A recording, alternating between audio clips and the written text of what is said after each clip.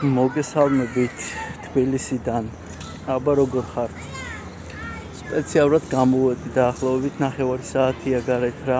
ხო და აგერ აი ესეთი ამბავი ხდება მოკლედ შუქი კიდევ ერთხელ ჩაქრა მთელ საქართველოში როგორც ვიცი, ხო და ნეტა ხალხის სახეები და განახათ.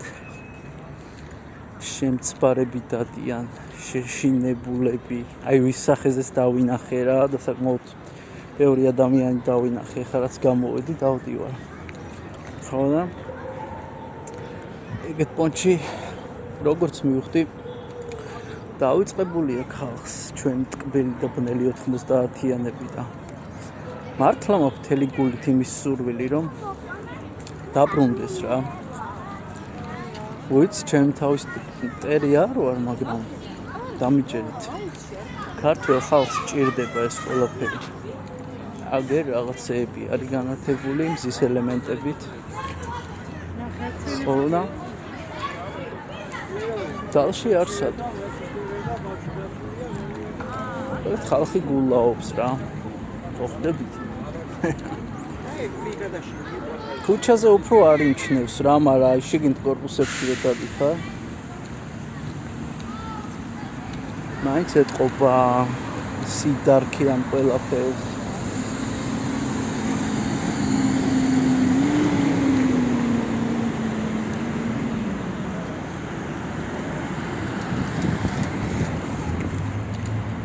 აგერ მანქანა მომანათა გაიხაროს ამან უფალმა გააძლიეროს. მოხოდოს უფალმა იესო ქრისტემ.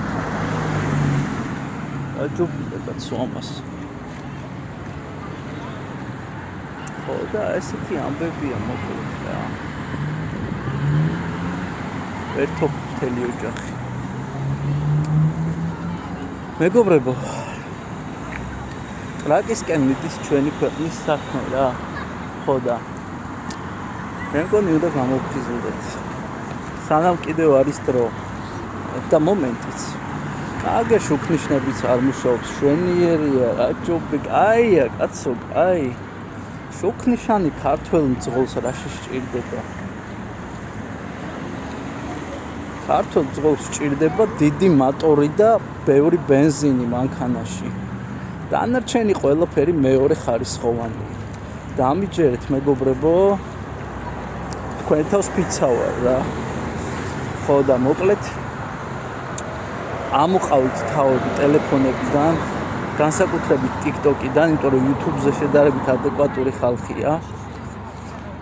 ხო და იმას კი არ რაღაცა ხო ხდები, ანუ აი იმას კი არ ვამბობ რომ რაღაცა აი გააპროტესტე თუ რაღაცა სირობა. არა, კი არ გააპროტესტო. რაღაცა მოიმოქმედი ადამიანურად, ქრისტიანულად. შედეგი გამოიღოს რა. შედალოცევილო შენა. მოკლედ წარმატებებს გისურვებთ.